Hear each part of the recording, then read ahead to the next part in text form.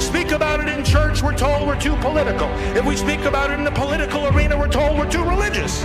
If we speak about it in the world of the media, it's too disturbing. In the world of business, it's too distracting. In the world of education, it's too controversial. In the streets, it's too disruptive. So abortion, if abortion is wrong, where do we go to say so? We go into the churches, we go into politics, into the media, into business, into education, and into the streets.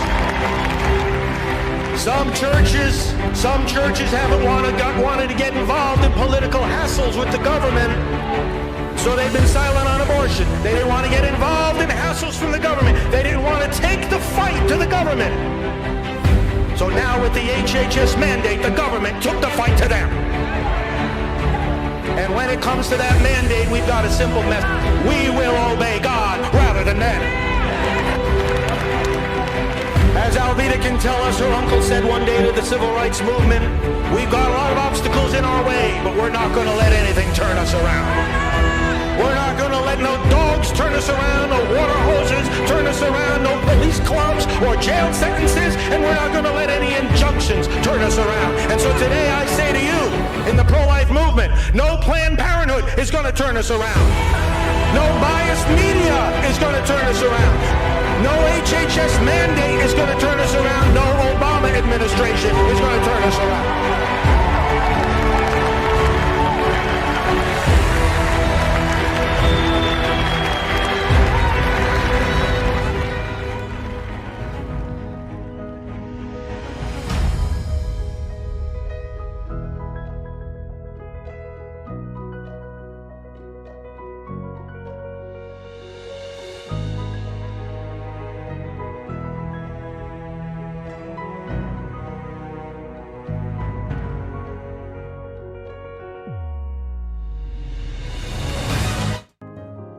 We are marching for a certainty. And it's not only the certainty that we will arrive at the day of victory for the unborn, it is a certainty that the power which now dismembers them and crushes them and throws them in the garbage is a power which at its roots has already been defeated. Well, I'll tell you, Father Frank, it's amazing that we're actually sharing the stage with you. When Jason and I were kids, we met you in 1988. Yes. You look the exact same. He's got the same hair, the same glasses, and the same outfit. In 1991, that was the height of abortion. It was 2,197 freestanding abortion clinics in America. Today, thanks to the work of Priests for Life and other organizations and Christians and Catholics joining hands and uniting for life, there are less than 600 freestanding abortion clinics in America.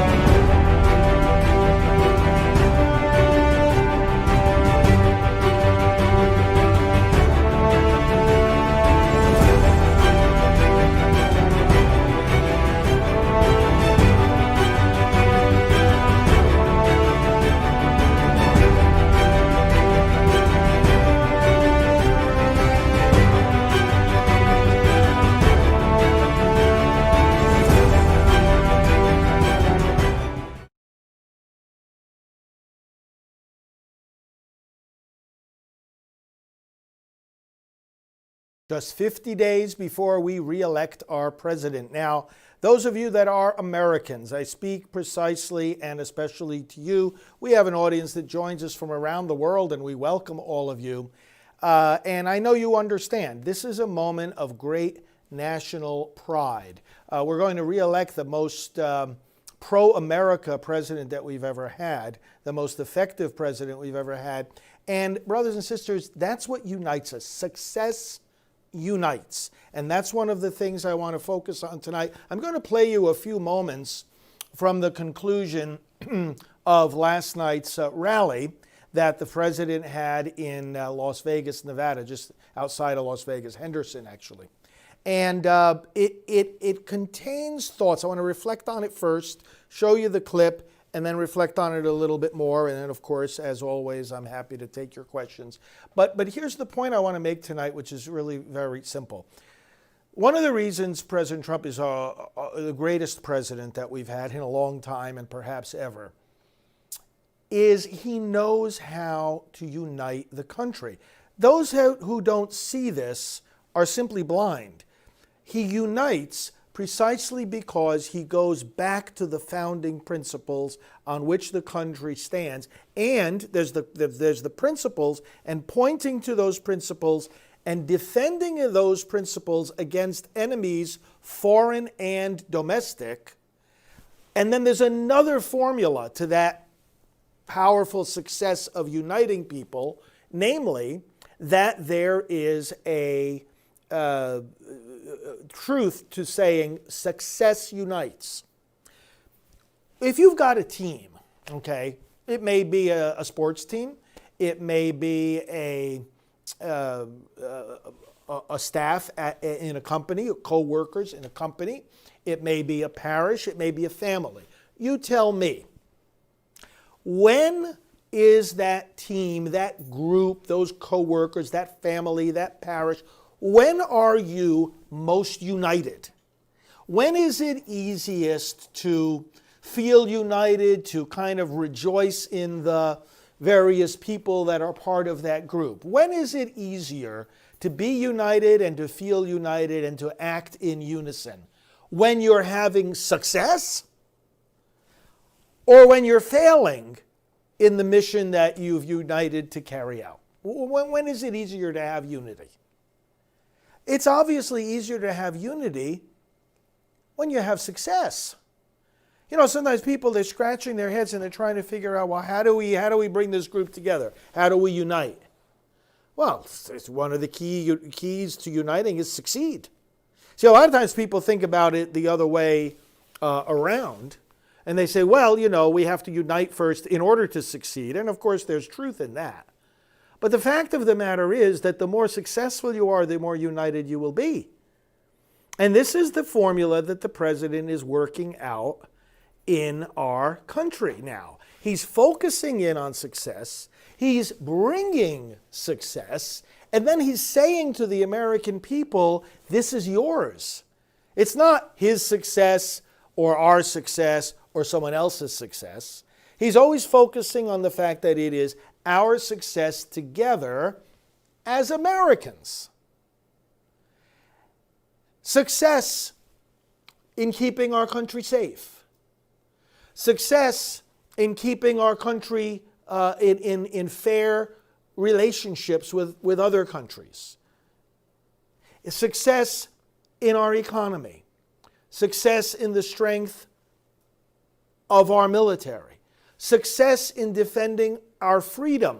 Success in allowing opportunity for people to find work, to find health care, to find the opportunities in America by being able to immigrate into this country without getting cut on the line from those who are forcing their way in and then draining the resources that ought to be going to the people that are here already who are standing online in order to come in legally. Success for businesses to flourish instead of being drowned out by oppressive government regulations. Success for believers to be able to live and practice and bear witness to their faith. Success for a campus to have a free exchange of ideas by defending the free speech of those on the campus. All of these are things that the president is doing and has done. Success by lifting millions of people out of poverty, lifting them up off of food stamps. Success unites. The families are more content. A success in having school choice, for example, which the president strongly defends. The success brings unity. You know what else? The success brings unity because the president focuses on the principles that draw us together. Our faith, the faith of our founders, our symbols, our national anthem, and our American flag. Now, people might think that, these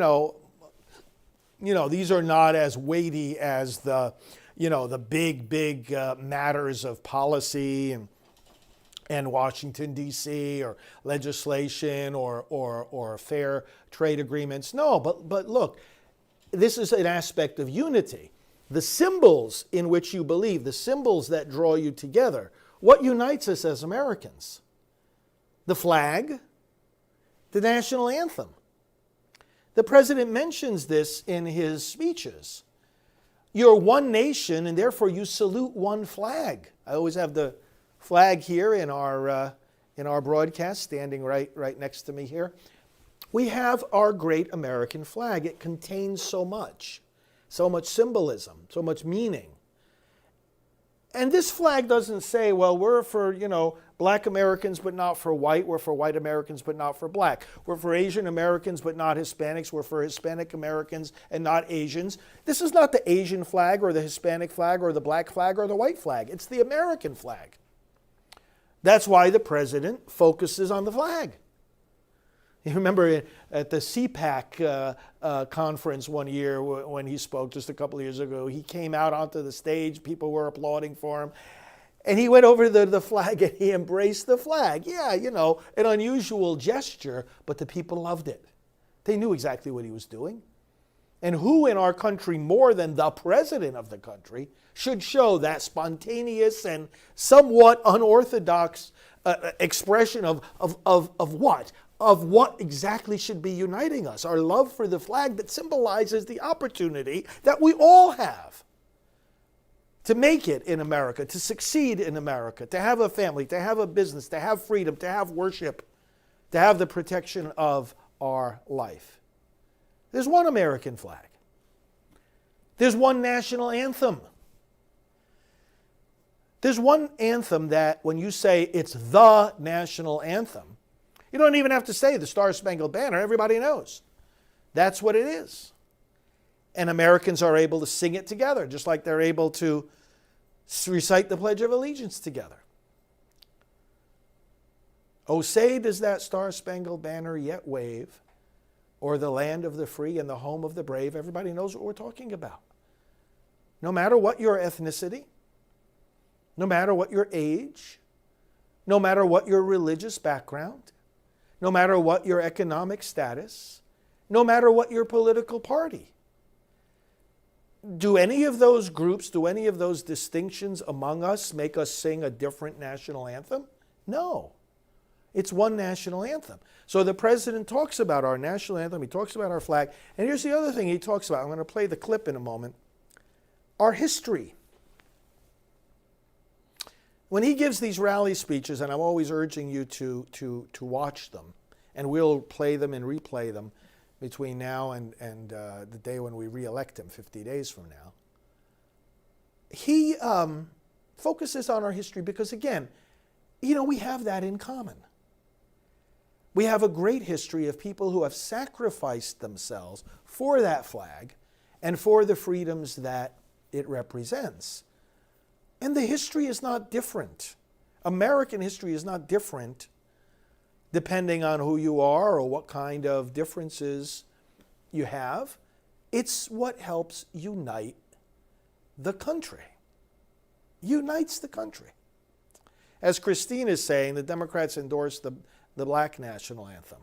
Now, different ethnicities can have their own songs and anthems, and of course, that's perfectly legitimate. But you see what's happening there. If you start putting the anthem of one or another group, if you start trying to assert it in place of the national anthem, well, then you tell me who is being divisive. Carol from Minnesota, thank you for Minnesota. Minnesota's winnable by President Trump. A Republican hasn't won that state in the presidential election since 1972. It can happen this year. You Minnesotans are doing a great job standing up for the president. Linda, welcome. Of course we welcome you. Linda says she's not Catholic, but she watches our program here. We welcome you warmly. One of the most joyful things I do in my work is interacting with folks that are not Catholic but nevertheless believe in the values that we all fight for, and you are most welcome, as are all of you brothers and sisters who are not Catholic, who some of you may not even be Christian. We welcome you all, and we're all, see, and this is the point that I'm making. We're united. There's a lot of things that unite us. So America, why is it that this is the country that 1 million people a year get welcomed into as immigrants? 1 million a year. Tell me what other country has that many people seeking to come to it every single year and successfully welcomed in legally. Why do they come? Because this country was not founded on geography. It was not founded on ethnicity. It was founded on principles. See, and again, this is why our president is a uniter. It was founded on principles of liberty and equality and dependence on God and the right to life. This attracts people.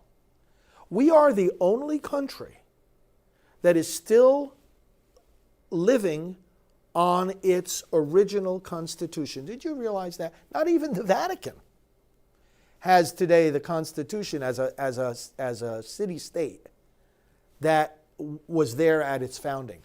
We're operating today, every legislator and every judge is living out an oath that they swore to uphold the Constitution of the United States, the Constitution. How many constitutions of the United States have there been, my friends?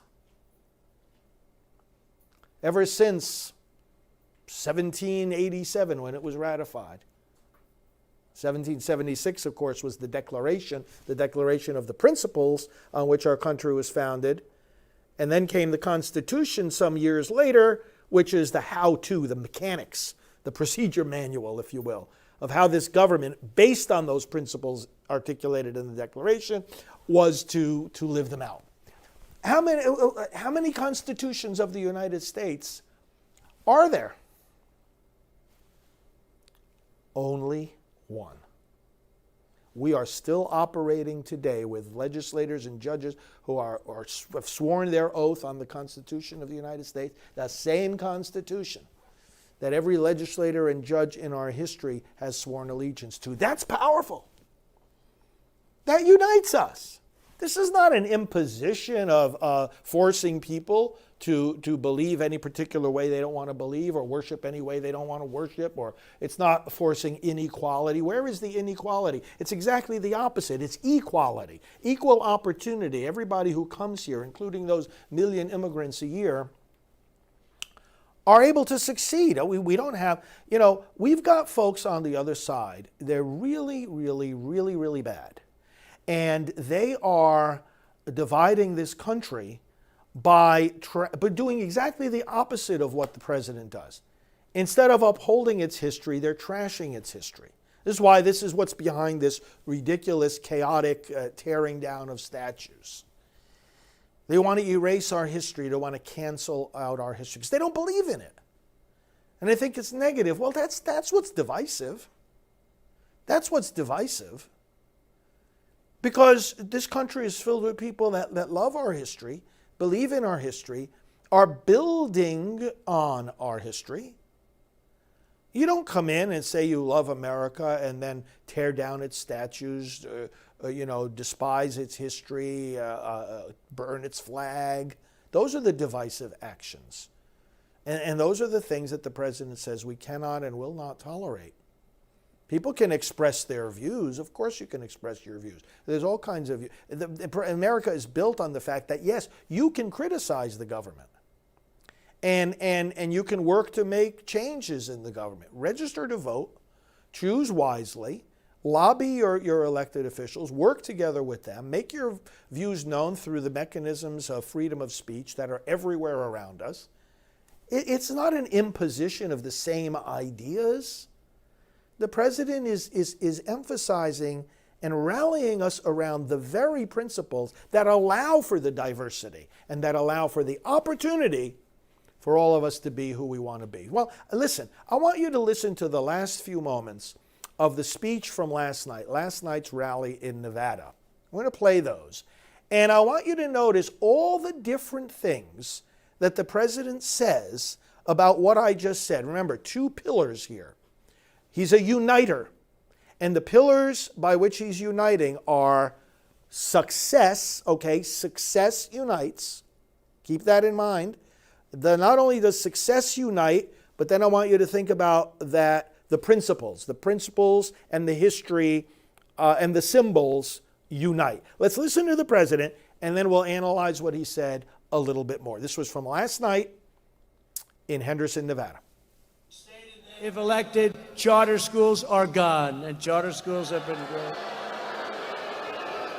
In a second term, I'll provide school choice to every parent in America.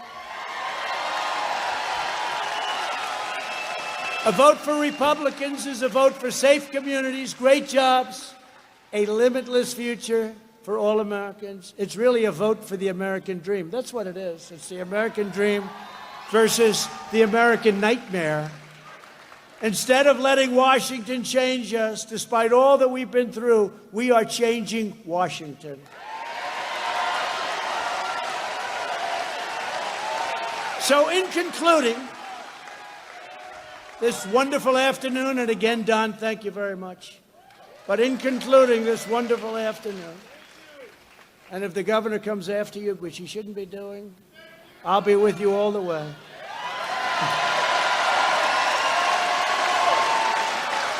I'll be with you all the way.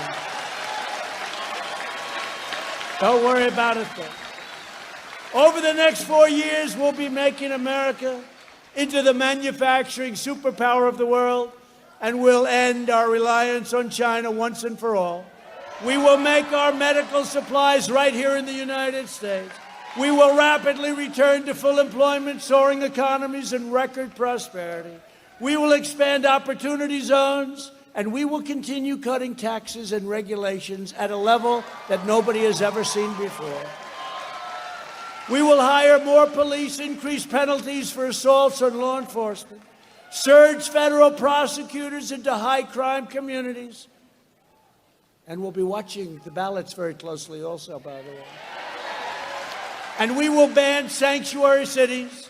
We will appoint prosecutors, judges, and justices who believe in enforcing the law, not in enforcing their own agenda. We will ensure equal justice for citizens of every race, color, religion, and creed. We will defend the dignity of work and the sanctity of life. We will uphold religious liberty, free speech, and the right to keep and bear arms.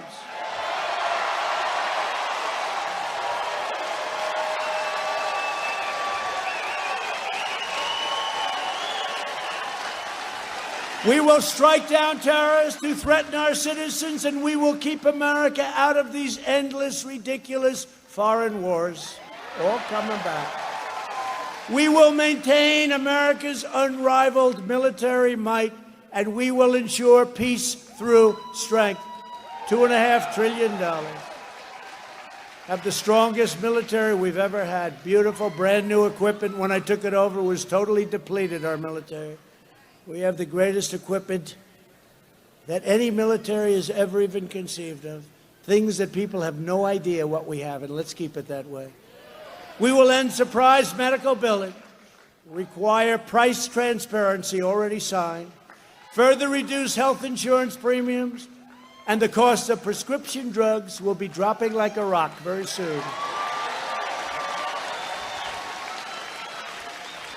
The drug companies do not like me too much. It's a favored nations clause I signed. We will strongly protect Medicare, and your Social Security will be totally secure, and we will always protect patients with pre-existing conditions. America will land the first woman on the moon, and the United States will be the first nation to land an astronaut on Mars. When I took over, NASA was a shell of itself. It was closed. They had grass growing in the runways. Grass growing in the runways. Now it's the #1 space center in the world by far. We will stop the radical indoctrination of our students and restore patriotic education to our schools.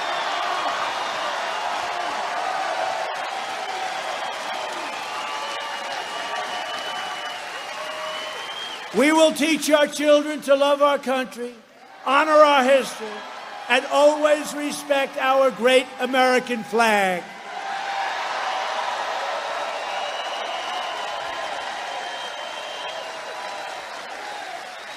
We will live by the timeless words of our national motto, "In God we trust," and we're going to keep it that way. For years, you had a president who apologized for America. Now you have a president who is standing up for America and standing up for your state, Nevada. So get your friends, get your family, get your neighbors, get your coworkers, and on November 3rd or sooner, get out and vote. From Carson City to Elko, from Las Vegas to Reno, from Minden to right here in Henderson, we stand on the shoulders of red-blooded American patriots who poured out their heart, sweat, and soul to secure our liberty and defend our great freedom.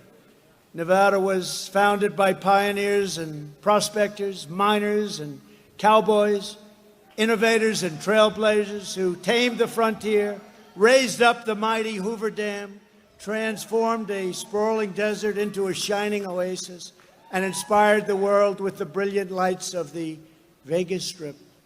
Our American ancestors made this into the greatest nation ever to exist on the face of the earth, and we are going to make it greater than ever before. That's what we're doing. Proud citizens like you help build this country, and together we are taking back our country.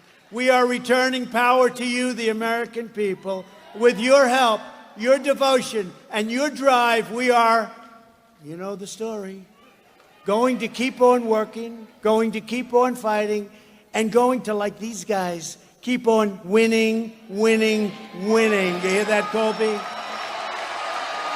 You hear that, Justin? Okay?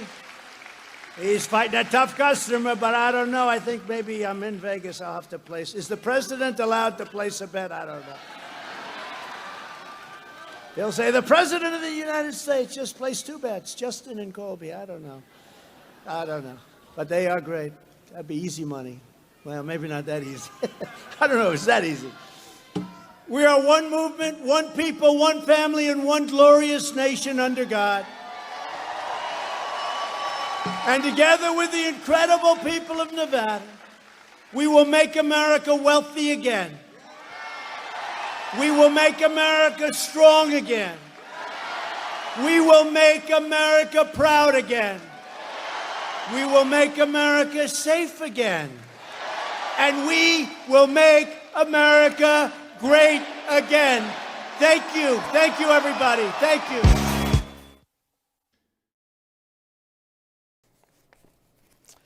Okay, friends, so what did you hear there? You heard a uniter. Let me use the board here a little bit here. Oh, what's happening to my... All right. He's a uniter.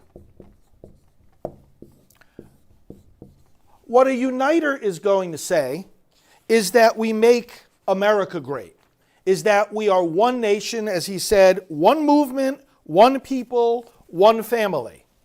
That sound like a divider? One people, one movement. Notice he calls his election campaign, and he did this the first time around too, and it's true. He doesn't just call it a campaign. He says, no, it's more than that. It's a movement. You know why? Because it's not just about him and his election team, or even his party. It's about you and me. It's about the American people. That's why it's a movement. That's why he has these big rallies. That's why he loves being with the people. You ever notice how much he just enjoys being president? You see, people don't understand the sense of humor that President Trump has. We who understand him, there's a saying that goes around about the president. We who understand him, we don't take his humor literally, but we do take what he says seriously. For example, at the beginning of the rally, he said, yes, we're going to win 4 more years, and then after that, we'll negotiate for another 4. We understand how he talks. We understand his humor. And he tries to be funny, and he honestly enjoys being president. You can see it when you watch him, when you see him in these rallies. We don't take it literally. We don't go away and say, "Oh, you see, this is terrible. He doesn't believe in the limitations of a president can only serve 2 terms." And he's. No, we don't waste time. We don't waste time taking literally what he didn't mean literally, but we take him seriously when he says, we're going to win and we have to win. And when he says, and we're going to go for another 4, you know why he says that? Because he knows that he is bringing such success and such greatness and such prosperity and such strength and such safety and such liberty and such values back to America that this is what people want forever. So we take it seriously that he's grabbing onto the things that we do want our nation to have perpetually. His critics take him literally when he makes these remarks, but they do not take him seriously. This is an interesting difference, okay, between us who support our president and the never-Trumpers and the sick Trump derangement syndrome people, and they are sick. They are literally sick. Okay, little aside. But you notice what he says in this speech. We are one movement. We are one people.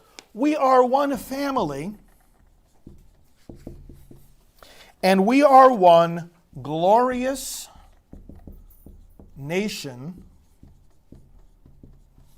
under God. Now, at the Democrat convention, some of the caucuses, well, they must have had a bone stuck in their throat. Cat got their tongue because they couldn't say the words under God. That's divisive. You want to talk about who's divisive? Go ahead and have a national convention and on national television, take what the vast majority of America believes in, has believed in for over 200 years, and it's in its national motto. It's on our currency. People living out faith in God every day, fighting for their faith. You want to be divisive? We have a Pledge of Allegiance. It says what it says. Drop the words under God. Oh yeah, that really unites people, doesn't it? The president knows people are free not to believe in God. They're even free not to believe in Brian Watkins. They're free not to believe in God. Brian Watkins is free not to believe in me. He's a disgrace, but people are free to have their opinions. We are one glorious nation under God, he tells us.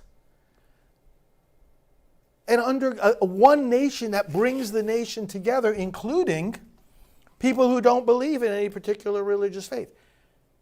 This is where we have our freedom. You know why? Because if we are under God, and he stresses earlier in the speech too, we will always live by our national motto, in God we trust. The Declaration of Independence is independence from a tyrant. What was his name? Was it King Brian? Yeah, I think it was King Brian. The dependence on God, when we say we are under God, you know what that means, brothers and sisters? That nobody else can own us and nobody can oppress us. That's what it means. Can't have slavery. Can't have segregation. Not even one's family can oppress them. We have rights that come from God, and that's what makes us equal and free. One nation under God. These are principles that unite. Now, we are returning power. Here's another principle of this uniting force that the president is and that his speeches convey. Because when he talks about power, he always focuses on returning power to, what does he say? The president, right? The dictator. No, he doesn't say that. We are going to return power to the courts. Well, the courts already have too much power. He doesn't say that either. Let's see. Is it, Brian, help me out here. He's going to return power to Brian. He's going to return power to the Congress, right? Going to return power to whom? To you, the American people. Now, he expresses this in many different ways. Let's look at which ones come to mind. Does he mean what he's saying he's going to return power? This is why it makes me laugh. How some people, I don't know where, these are Trump derangement syndrome people, who call the president a dictator, or say he doesn't believe in the Constitution. Nothing can be further from the truth. He talks about exactly the opposite, and he does it, returning power to you, the American people. How? Well, in one way, deregulation.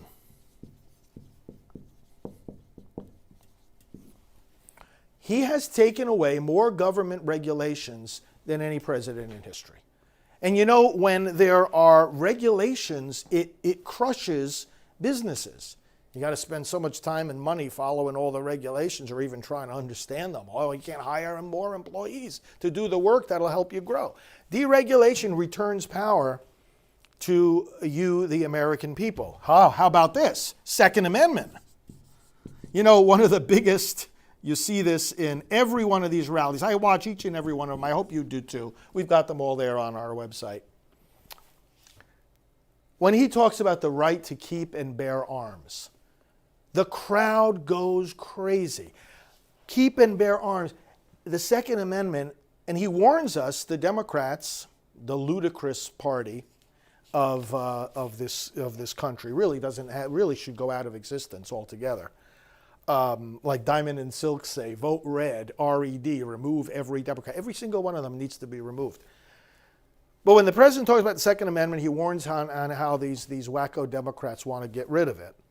What is that? Do dictatorships do that? Socialist countries? Look at the history. Look at Venezuela. Look at the history of socialist countries. What happened over there in Russia? Read the history.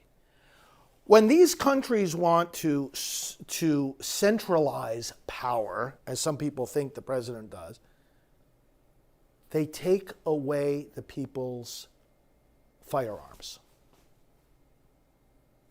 Hey, Beto O'Rourke, are you out there somewhere? Wacko. They take away people's firearms when they want to centralize power in the government. The president wants to do exactly the opposite. He wants to return power to the American people. He wants you to have your firearms. And you know what? In the vision of our founders, for the citizenry to have their own firearms is one of the ways, the many ways that our Constitution and our Bill of Rights protects us against the government. You know, some people are very deceived and they say, oh, well, Father Frank, you know, separation of church and state. I don't have the first idea what that means. It's the protection of the church from the intrusion of the government is what it is. It's not the inability of the church to influence the government. It's the other way around.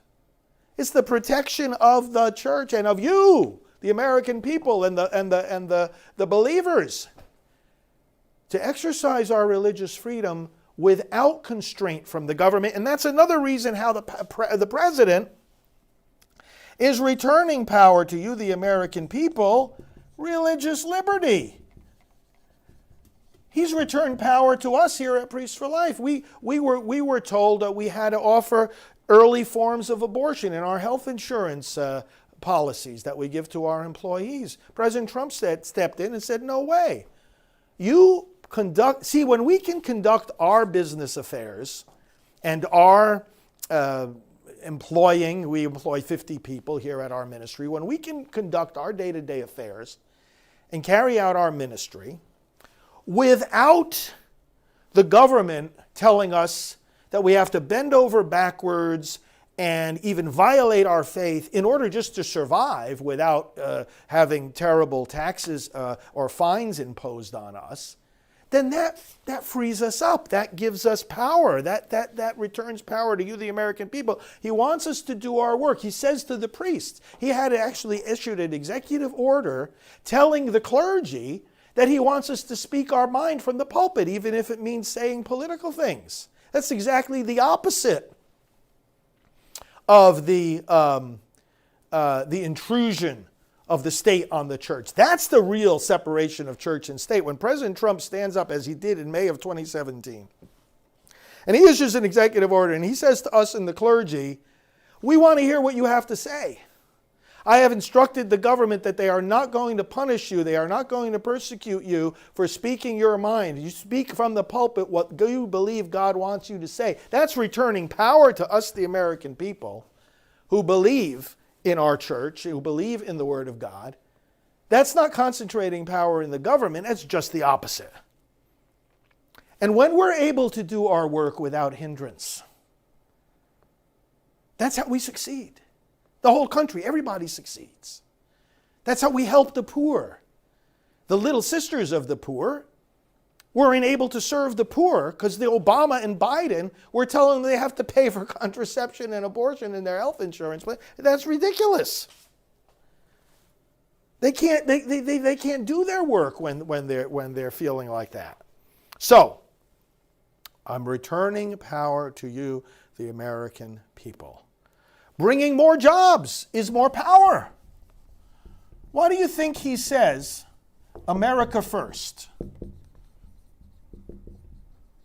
America first, fair trade deals.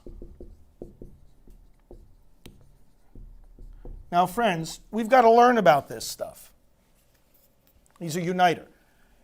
The USMCA, the United States-Mexico-Canada Agreement, replaced NAFTA, which was, Biden was all in favor of that.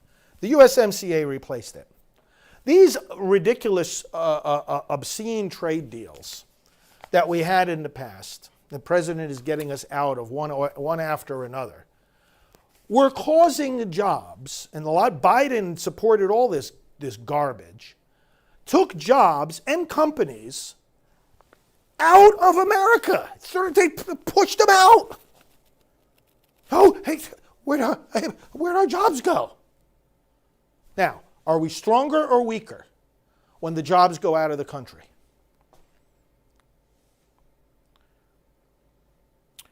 Are we stronger or weaker when our companies have to go abroad? And the factories, by the tens of thousands, under the policies that Biden supported, by the tens of thousands, go out of our country, and the factories are standing there, empty buildings with, animals in them, and grass growing, weeds growing, and are we stronger or weaker? The answer is obvious. And are we more united that way? Or do we start to backbite against each other and blame each other, and then we're, dispirited and disunited? Who's the uniter? Who's the uniter? The one who insists that the jobs are staying with us and that our country is first. That doesn't mean we don't care about other countries. We love other countries, and we're best able to serve other countries from a position of strength, not from a position where we're falling apart from the inside. Fair trade deals that put America in the right position, that we can foster jobs here in our country and therefore help and serve one another. We are returning power to you, the American people. I can go on and on with all the different examples, what this president does. And remember, promises kept, every one of us and everyone we talk to, if we would just read this website, promiseskept.com. It's the president's website keeping track of all the various achievements that this administration has made. You're going to be inspired. You're going to be inspired in this election to re-elect this president and this team that he has put together. We are returning power to the American people.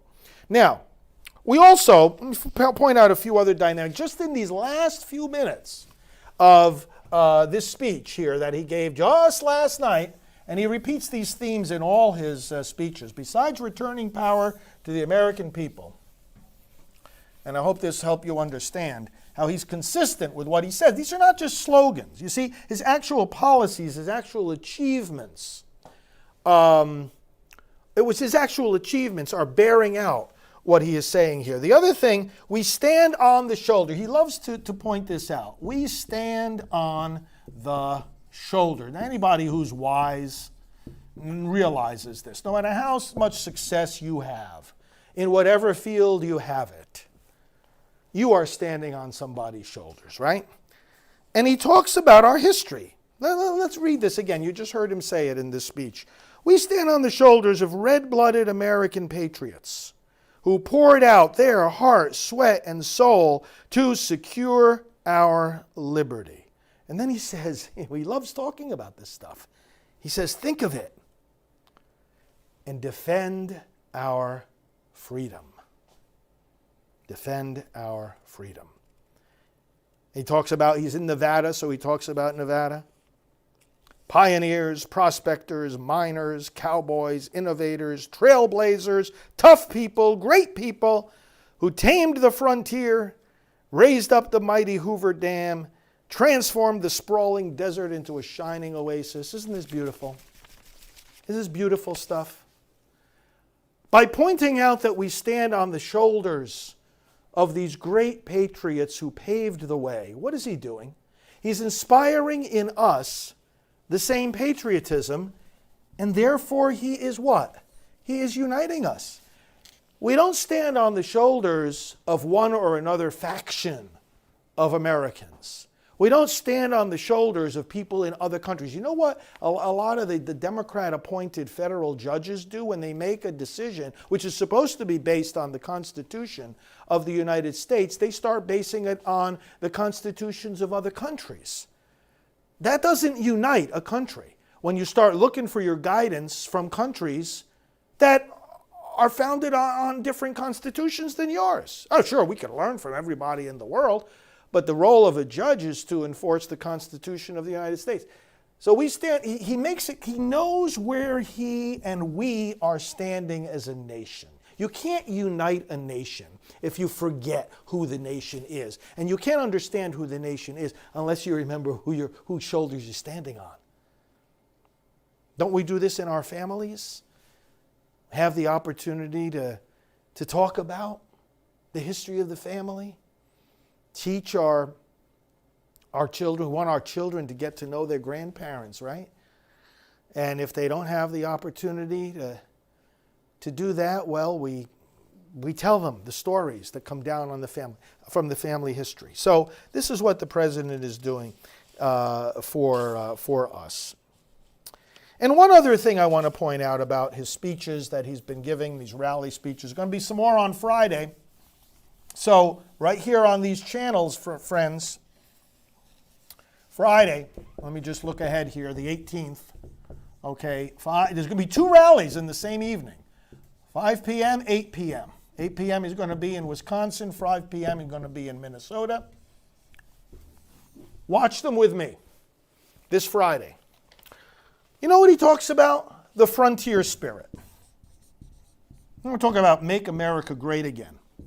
Part of making America great again is to recapture this spirit of conquering the frontier. Is this spirit of going where no one has gone before. We wouldn't have these United States that we have right now if we didn't have people who were ready to conquer the frontier. It takes an optimism. It takes a courage. It takes an energy.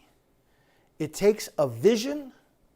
It takes looking forward, not being stuck in the past. And you know what it both takes and inspires? Unity.